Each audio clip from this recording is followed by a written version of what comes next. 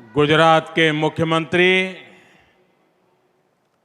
श्री भूपेंद्र भाई पटेल આપણા નવસારીના જ સાંસદ અને કેન્દ્ર સરકારમાં મારા સાથી કેન્દ્રીય મંત્રી ભાઈ સી.આર. પાટીલ, મંચ ઉપર ઉપસ્થિત પંચાયતના સદસ્ય, આ લખપતિ દીદીઓ, अन्य जनप्रतिनिधिगण और यहां बड़ी संख्या में आए विशेष करके मेरी माताएं, बहनें और बेटियां, आप सभी को नमस्कार।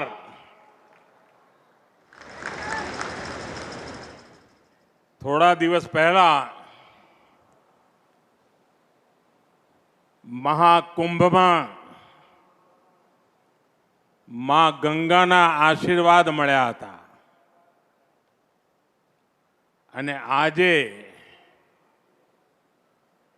માતૃશક્તિના આ મહાકુંભમાં મને આશીર્વાદ મળ્યા છે। महाकुंभ में माता गंगा के आशीर्वाद मिले और आज मातृशक्ति के इस महाकुंभ में आप सभी माताओं बहनों के आशीर्वाद मिले। आज महिला दिवस का ये दिन गुजरात की मेरी मातृभूमि और इतनी बड़ी संख्या में आप सब माताओं, बहनों, बेटियों की उपस्थिति, इस विशेष दिन आपके इस प्यार, स्नेह और आशीर्वाद के लिए मैं मातृशक्ति को सर झुकाकर नमन करता हूं।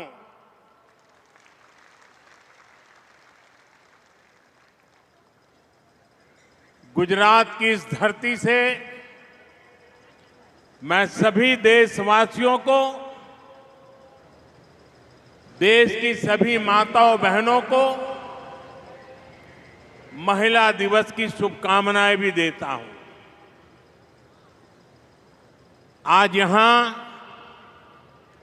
गुजरात सफल और गुजरात मैत्री इन दो योजनाओं का शुभारंभ भी हुआ है।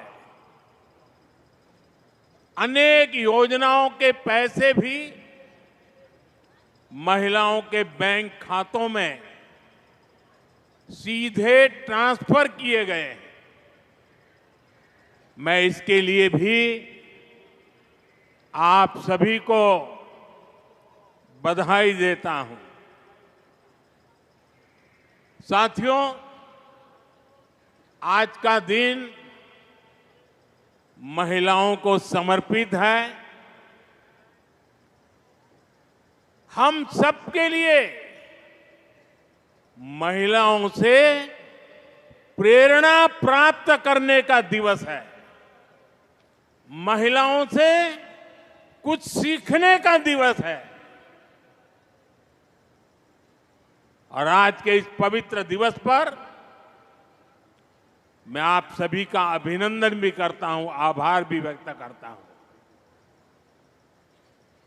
आज इस दिन मैं गर्व से कह सकता हूं कि मैं दुनिया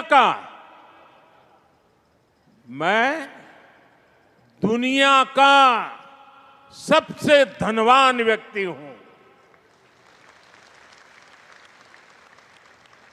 जब मैं कहता हूं ना, मैं दुनिया का सबसे धनवान व्यक्ति हूं, मैं जानता हूं कई लोगों के कान खड़े हो जाएंगे। आज पूरी ट्रोल सेना मैदान में उतर जाएगी। लेकिन मैं फिर भी दोहराऊंगा कि मैं दुनिया का सबसे धनवान व्यक्ति हूं। मेरी जिंदगी के अकाउंट में करोड़ों माताओं, बहनों, बेटियों का आशीर्वाद है और ये आशीर्वाद निरंतर बढ़ता जा रहा है। और इसलिए मैं कहता हूं, मैं दुनिया का सबसे धनवान व्यक्ति हूं। माताओं, बहनों और बेटियों का आशीर्वाद मेरी सबसे बड़ी प्रेरणा है, सबसे बड़ी ताकत है, सबसे बड़ी पूंजी है, मेरा सुरक्षा कवच है। साथियों, हमारे यहां शास्त्रों में नारी को नारायणी कहा गया है। नारी का सम्मान यही समाज और देश के विकास की पहली सीढ़ी होती है। इसलिए विकसित भारत बनाने के लिए, भारत के तेज विकास के लिए आज भारत विमेन लेड डेवलपमेंट की राह पर चल पड़ा है। हमारी सरकार महिलाओं के जीवन में सम्मान और सुविधा दोनों को सर्वोच्च प्राथमिकता देती है। हमने करोड़ों महिलाओं के लिए शौचालय बनवाकर उनका सम्मान बढ़ाया और मेरे उत्तर प्रदेश की काशी की बहनें तो अब शौचालय शब्द प्रयोग नहीं करती हैं। वो कहती हैं, ये तो मोदी जी ने इज्जत घर बनाया है। हमने करोड़ों महिलाओं के बैंक खाते खुलवाकर उन्हें बैंकिंग व्यवस्था से जोड़ा। हमने उज्ज्वला सिलेंडर देकर उन्हें धुएं जैसी तकलीफों से भी बचाया। कामकाजी महिलाओं को पहले गर्भावस्था में सिर्फ 12 हफ्ते की छुट्टी मिलती थी, 12 अठवाडिया। सरकार ने इसे भी बढ़ाकर 26 हफ्ते कर दिया, 26 अठवाडिया। 3 तलाक के खिलाफ कानून की हमारी मुस्लिम बहनें बरसों से डिमांड कर रही थी। 3 तलाक के खिलाफ सख्त कानून बनाकर हमारी सरकार ने लाखों मुस्लिम बहनों का जीवन तबाह होने से बचाया है। जब कश्मीर में आर्टिकल 370 लागू था तो वहां की बहनें, बेटियां कई अधिकारियों से वंचित थी। अगर वो राज्य के बाहर किसी से शादी कर लेती थी तो पुश्तैनी संपत्ति पाने का उनका अधिकार छीन जाता था। आर्टिकल 370 की दीवार गिरने के बाद जम्मू कश्मीर में भी महिलाओं को वो सारे अधिकार मिले हैं जो भारत की बेटियों को, बहनों को मिलते हैं। भारत का हिस्सा होने के बावजूद भी मेरी माताएं, बहनें, बेटियां कश्मीर में उससे वंचित थी और संविधान का डोल पीटने वाले लोग आंखें बंद कर करके बैठे थे। महिलाओं का अन्याय उनके लिए चिंता का विषय नहीं था। संविधान का सम्मान कैसे होता है, ये मोदी ने धारा 370 हटा करके देश के चरणों में समर्पित कर दिया। साथियों, आज समाज के स्तर पर, सरकार के स्तर पर, बड़ी बड़ी संस्थाओं में महिलाओं के लिए ज्यादा से ज्यादा राजनीति का मैदान हो या खेल का मैदान, न्यायपालिका हो या फिर पुलिस, देश के हर सेक्टर में, हर क्षेत्र में, हर आयाम में महिलाओं का परचम लहरा रहा है। 2014 के बाद से देश के महत्वपूर्ण पदों पर महिलाओं की भागीदारी बहुत तेजी से बढ़ी है। 2014 के बाद ही केंद्र सरकार में सबसे ज्यादा महिला मंत्री बनी। संसद में भी महिलाओं की मौजूदगी में बड़ा इजाफा हुआ। 2019 में पहली बार हमारी संसद में 78 महिला सांसद चुनकर आई थी। 18वीं लोकसभा में यानी इस बार भी 74 महिला सांसद लोकसभा का हिस्सा है। हमारी अदालतों में, न्यायपालिका में भी महिलाओं की भागीदारी उतनी ही बड़ी है। जिला न्यायालय में महिलाओं की उपस्थिति 35% से ज्यादा पहुंच गई है। कई राज्यों में सिविल जज के तौर पर नई भर्तियों में 50% या उससे ज्यादा हमारी बेटियां ही चुनकर आई हैं। आज भारत दुनिया का तीसरा सबसे बड़ा स्टार्टअप इकोसिस्टम है। इनमें से करीब करीब आधे स्टार्टअप में कोई न कोई महिला निदेशक की भूमिका में। भारत अंतरिक्ष में, स्पेस साइंस में अनंत ऊंचाइयों को छू रहा है। वहां भी ज्यादातर बड़े मिशन को महिला वैज्ञानिकों की टीम लीड कर रही है। हम सबको ये देखकर गर्व होता है कि आज दुनिया में सबसे बड़ी संख्या में महिला पायलट हमारे भारत में है।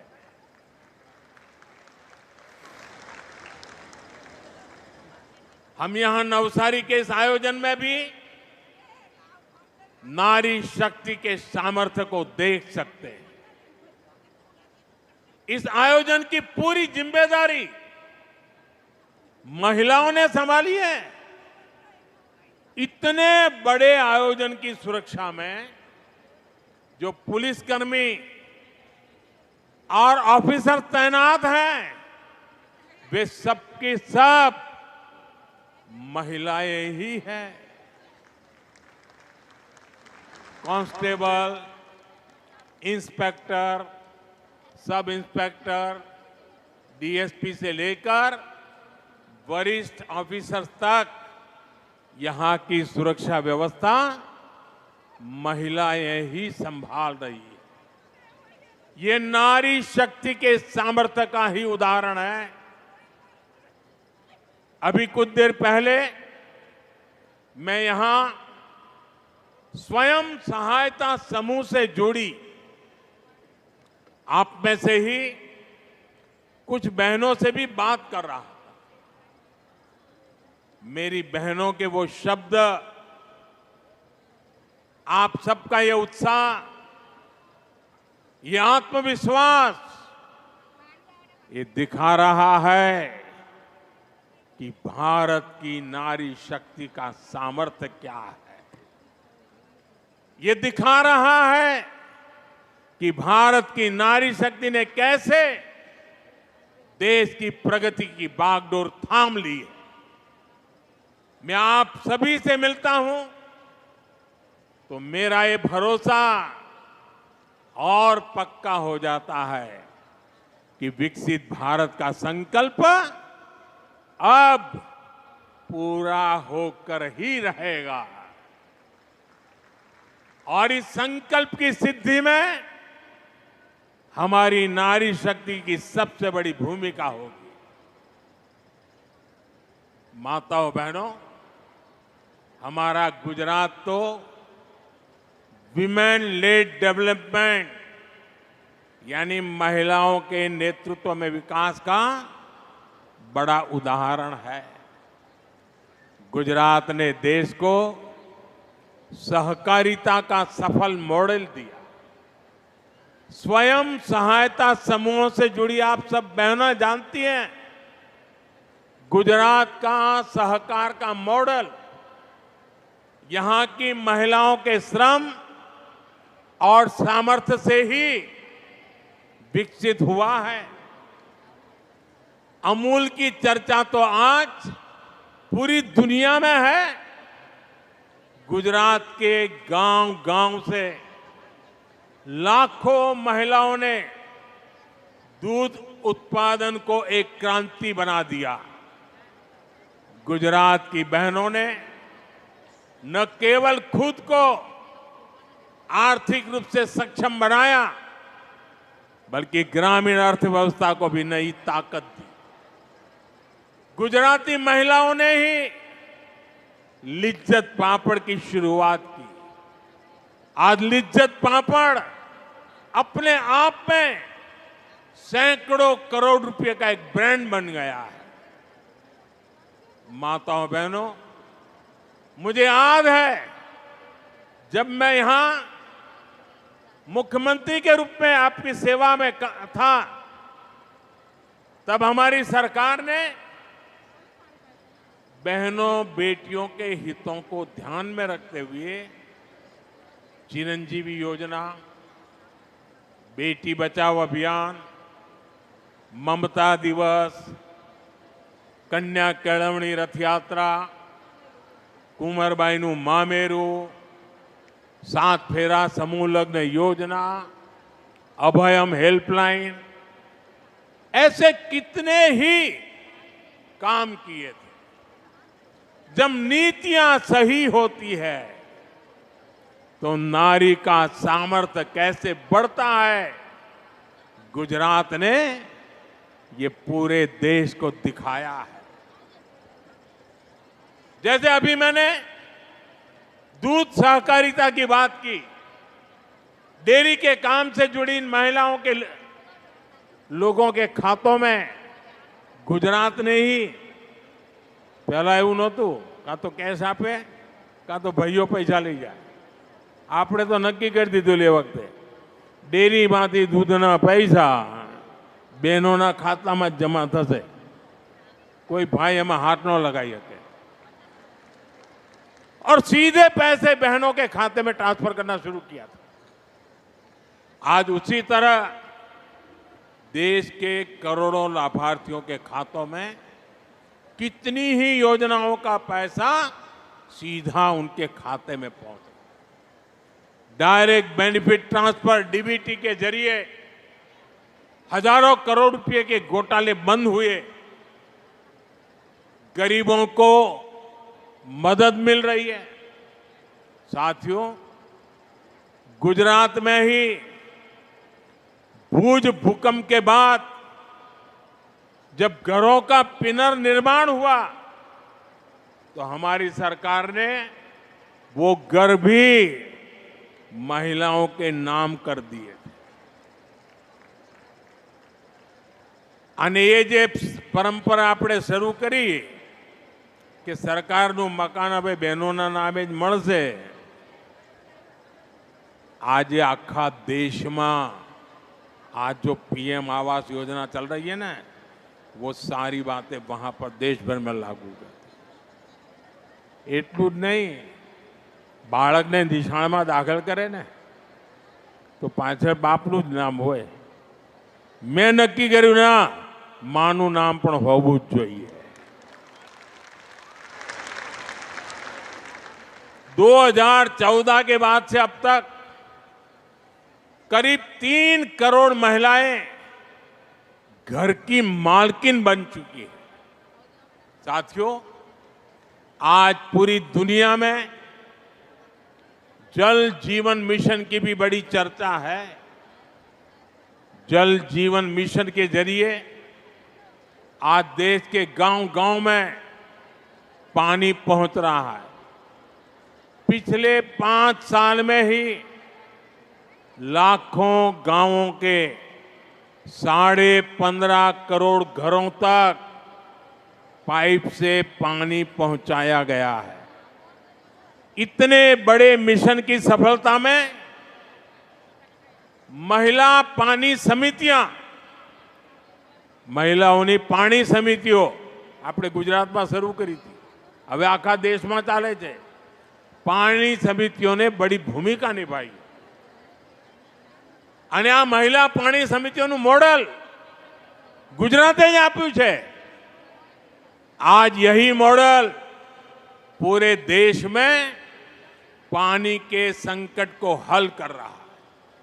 साथियों, जब हम पानी की समस्या के समाधान की बात करते हैं तो पानी को बचाना यानी जल संरक्षण भी उतना ही जरूरी हो जाता है। आज देश भर में एक अभियान चलाया जा रहा है, कैच द रेन, बूंद बूंद पानी को पकड़ो। कैच द रेन का मतलब है जहां बारिश का पानी गिरे उसे व्यर्थ नहीं जाने देना। सीमનું પાણી सीमમાં ने घरનું पानी घરમાં, उस पानी का रक्षण करना। और मुझे खुशी है कि आज ये अभियान हमारे नवसारी के सांसद सीआर पाटिल जी के नेतृत्व में देश भर में आगे बढ़ रहा है। और मुझे बताया गया है कि नवसारी की आप सभी बहनों ने भी इस दिशा में बहुत अच्छा काम किया है। बारिश के पानी को बचाने के लिए नवसारी में तालाब, check dam, borewell recharge, community soak pit जैसे 5000 से ज्यादा निर्माण पूरे कर किए जा चुके हैं। एक जिले में ये बहुत बड़ी बात है। अभी भी जल संरक्षण से जुड़े सैकड़ों कार्य नवसारी में चल रहे हैं। अभी सीआर मुझे बता रहे थे, पिछले 2-3 दिन में ही 1100 और काम हो चुके हैं। आज भी 1000 परकोलेशन पीट बनाने का काम किए जाना है। नवसारी जिला रेन वाटर हार्वेस्टिंग यानी जल संरक्षण में गुजरात के सबसे आगे रहने वाले जिलों में से एक है। मैं इस उपलब्धि के लिए नवसारी की मेरी माताओं, बहनों, बेटियों को विशेष तौर पे बधाई देता हूं। आज हूं जोतो तो एक જ જિલ્લામાંથી આ લાખો માતાઓનો મહાકુંભ, અને હું જોતો જાણે દીકરો ઘેર આવે અને માનો ચહેરો કેવો મલકાય, એમ બધાના ચહેરા આજે મલકાતા હતા. અને આ તો એવો દીકરો જેને તમે ત્રીજી વાર પ્રધાનમંત્રી બનાવ્યો. આપના આશીર્વાદથી બને છે. અને એટલે દીકરો ઘેર આવે ને માનું મોં મલકાય એમ આજે અહીંયા દરેક માના ચહેરા પર ये संतोष, ये आनंद અને આશીર્વાદના ભાવ મારા જીવનને ધન્ય બનાવતા હતા. साथियों, गुजरात की महिलाओं का सामर्थ्य, गुजरात के उदाहरण किसी एक क्षेत्र तक सीमित नहीं है. यहां पंचायत चुनावों में 50% सीटें महिलाओं के लिए आरक्षित की गई है. जब आपने मुझे प्रधान सेवक के तौर पर दिल्ली भेजा तो उसी अनुभव को, उसी प्रतिबद्धता को मैं देश में लेकर के गया. जब देश को नई संसद मिली तो हमने सबसे पहला बिल नारी शक्ति के लिए पास किया. આ સંસદનું જે નવું ભવન બન્યું છે ને એમાં પહેલું કામ અમે આ કર્યું બહેનો માટે. અને એ જ મોદીની માતાઓ બહેનો માટેનો સમર્પણનો ભાવ વ્યક્ત કરે છે. और आप जानती हैं, नारी शक्ति वंदन अधिनियम से जुड़ी हुई सबसे गर्व की बात क्या है? एक सामान्य पृष्ठभूमि, एक आदिवासी परिवार से आने वाली हमारी राष्ट्रपति जी ने इस बिल को मोहर लगाई, मंजूरी दी है. वो दिन दूर नहीं जब आप में से कोई सांसद या विधायक बनकर ऐसे ही मंच पर बैठा हो. साथियों, गांधी जी कहते थे, देश की आत्मा ग्रामीण भारत में बसती है. गांधी जी के कि देशનો આત્મા ભારતના ગામડામાં છે. आज मैं उसमें एक पंक्ति और जोड़ता हूं. ग्रामीण भारत की आत्मा ग्रामीण नारी के सशक्तिकरण में बसती है. इसलिए हमारी सरकार ने महिलाओं के अधिकारों को और महिलाओं के लिए नए अवसरों को बड़ी प्राथमिकता दी है. आज भारत दुनिया की 5वीं सबसे बड़ी इकोनॉमी बन चुका है. देश की इस आर्थिक प्रगति को जो नींव है वो आप जैसी करोड़ों महिलाओं ने ही रखी है. इससे ग्रामीण अर्थव्यवस्था और महिला सेल्फ हेल्प ग्रुप की अहम भूमिका है.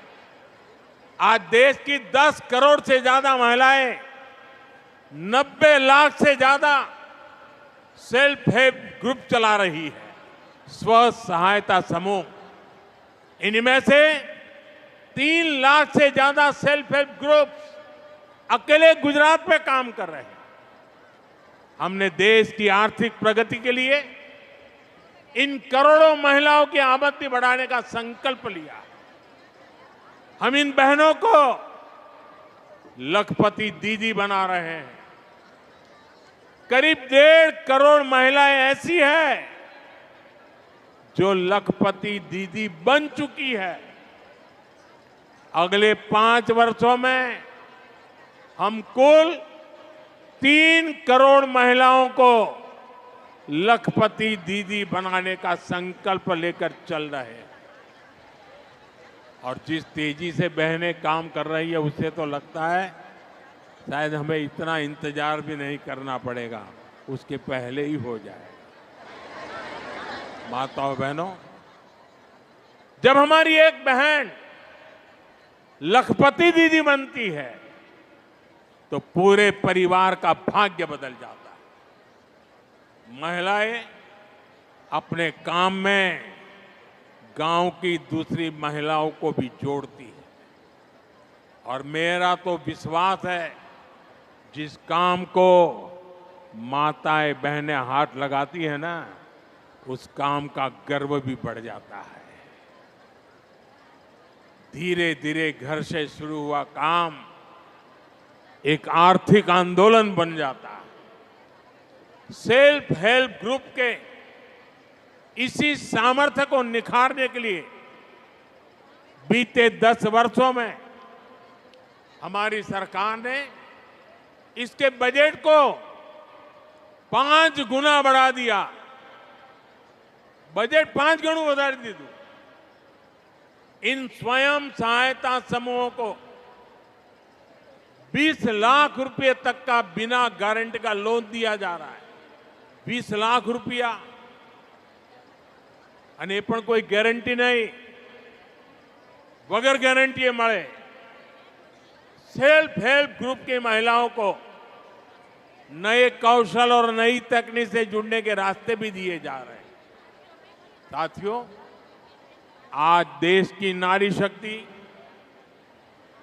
हर आशंका को परास्त करके, हर संदेह को पीछे छोड़कर आगे बढ़ रही है।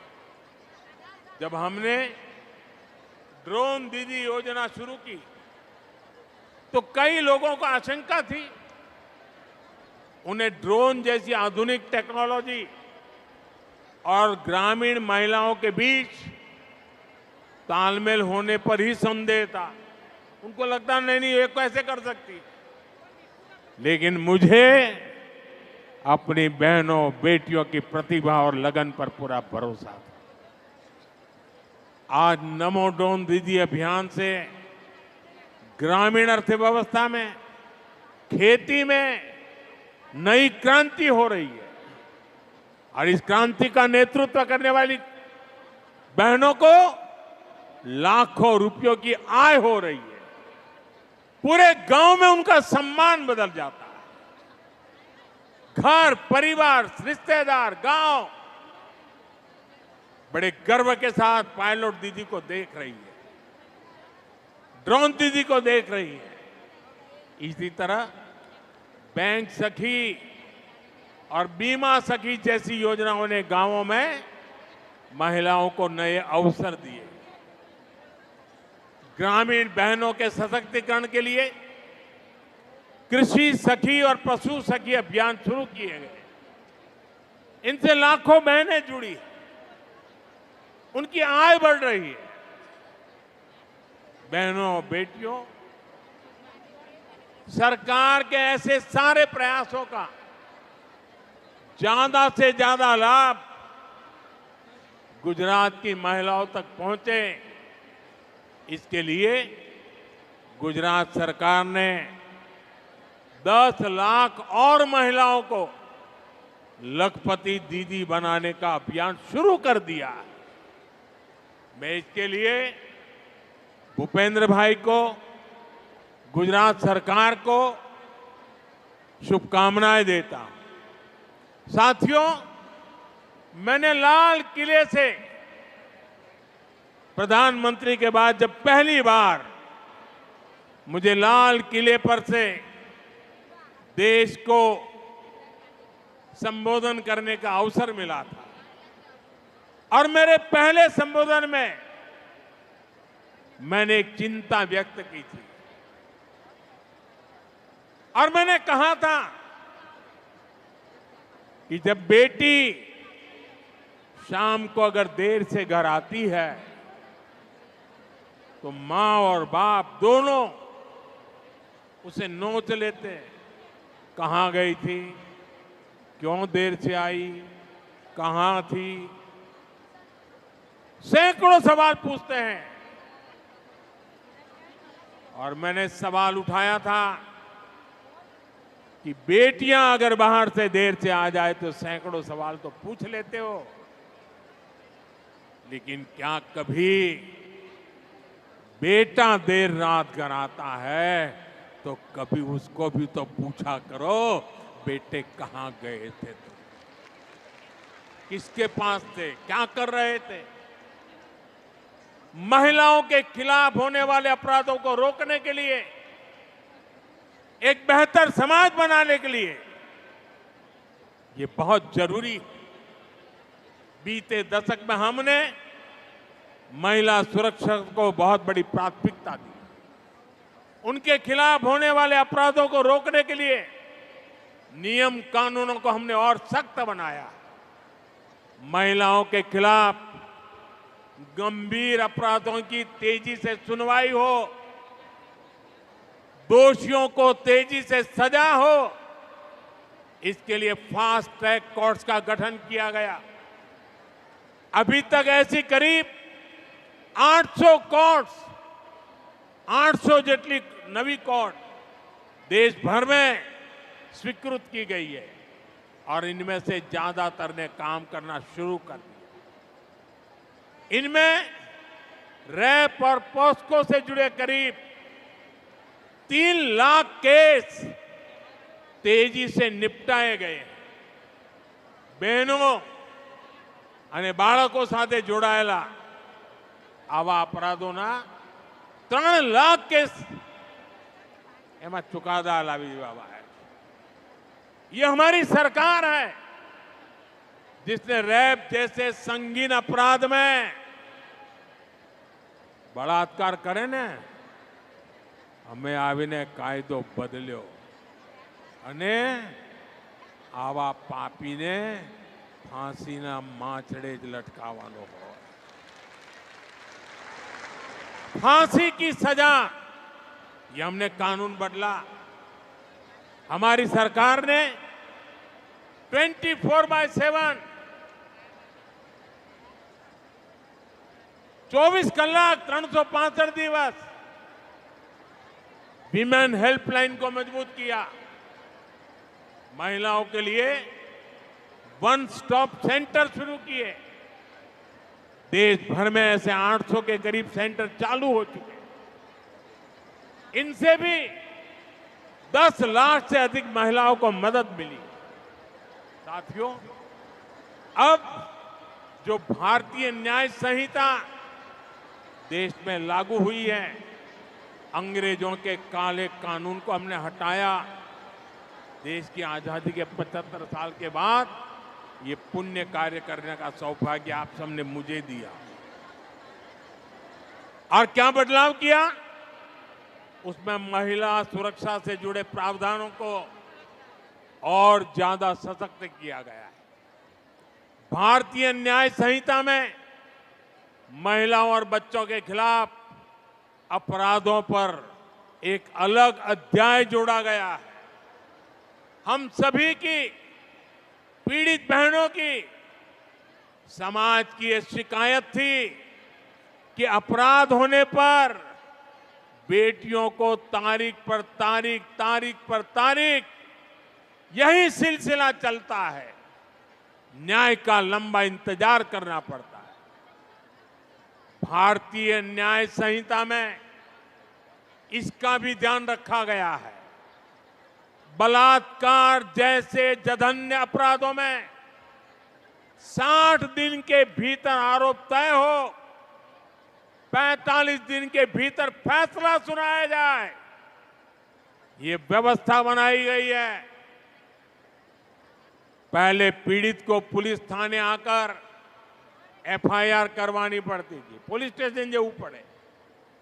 अब नए कानून में कहीं से भी एफआईआर दर्ज कराई जा सकती है। इससे पुलिस को भी फौरन कार्रवाई करने में आसानी होती है। जीरो एफआईआर के प्रावधान के तहत कोई भी महिला अपने ऊपर अत्याचार होने पर किसी भी पुलिस स्टेशन में एफआईआर दर्ज करा सकती है। एक और प्रावधान किया गया है कि अब रेप विक्टिम का बयान पुलिस ऑडियो वीडियो के माध्यम से भी दर्ज कर सकती है। इसे भी कानूनी मान्यता दी गई है। पहले मेडिकल रिपोर्ट में भी काफी समय लग जाता था। अब डॉक्टरों द्वारा मेडिकल रिपोर्ट आगे बढ़ाने के लिए भी 7 दिन का समय तय कर दिया गया। इससे पीड़ित महिलाओं को काफी मदद मिल रही है। साथियों, ये जितने भी नए प्रावधान भारतीय न्याय संहिता में किए गए हैं, इनके परिणाम भी देखने को मिल रहे हैं। सूरत जिले का ही एक उदाहरण है। पिछले साल अक्टूबर में वहां एक बेटी के साथ गैंग रेप की दुखद वार्ता हुई। वारदात गंभीर थी। भारतीय न्याय संहिता के बाद इस केस में सिर्फ 15 दिन के भीतर आरोप तय हुए और कुछ सप्ताह पहले दोषियों को उम्र कैद की सजा भी हो गई। 15 દિવસ में પોલીસે કામ પૂરું કર્યું, ન્યાયની પ્રક્રિયા ચાલી અને ટૂંકા ગાળામાં જન્મટીપની સજાએ થઈ ગઈ। भारतीय न्याय संहिता लागू होने के बाद देश भर में महिलाओं के खिलाफ अपराधों की सुनवाई में बहुत तेजी से आई है। यूपी के अलीगढ़ में एक अदालत ने नाबालिग से रेप के मामले में 20 साल की जेल की सजा सुनाई है। ये यूपी में भारतीय न्याय संहिता के तहत पहली सजा है जिसमें आरोप पत्र दाखिल होने के 30 दिन के भीतर सजा सुनाई गई। कोलकाता की एक अदालत ने 7 महीने की बच्ची से रेप के मामले में दोषी को फांसी की सजा सुनाई है। ये सजा अपराध के 80 दिनों के भीतर सुनाई गई। देश के अलग अलग राज्यों के उदाहरण ये साफ दिखाते हैं कि भारतीय न्याय संहिता ने, हमारी सरकार ने जो अन्य फैसले लिए हैं, उन्होंने कैसे नारी की सुरक्षा को बढ़ाया है और नारी को जल्द न्याय भी सुनिश्चित किया है। माताओं बहनों, सरकार के मुखिया के रूप में, आपके सेवक के रूप में आप सबको ये विश्वास दिलाता हूं कि आपके सपनों के रास्ते में कोई बाधा नहीं रहने दूंगा। एक बेटा जिस भाव से मां की सेवा करता है, उसी भाव से मैं भारत मां और मेरी इन माताओं बहनों की सेवा कर रहा हूं। मुझे भी पक्का भरोसा है आप सबका ये श्रम, ये लगन, ये आशीर्वाद, इसी से 2047 तक, જ્યારે ભારતની આઝાદીના 100 વર્ષ થાય, 2047 में विकसित भारत का हमारा जो लक्ष्य है, ये लक्ष्य पूरा होकर रहेगा। इसी भाव के साथ आप सभी को, देश की हर माता, बहन, बेटी को एक बार फिर महिला दिवस की बहुत बहुत शुभकामनाएं देता हूं, बहुत बधाई देता हूं। मेरे साथ बोलिए, दोनों हाथ ऊपर करके बोलिए, भारत माता की। आज नारी का आवाज तेज चाहिए। भारत माता की, भारत माता की, भारत माता की। वंदे वंदे वंदे वंदे वंदे वंदे वंदे। आज जब हम वंदे मातरम कहते हैं तो भारत माता के साथ साथ देश की करोड़ों माताओं के लिए भी वंदे वंदे वंदे बहुत बहुत धन्यवाद।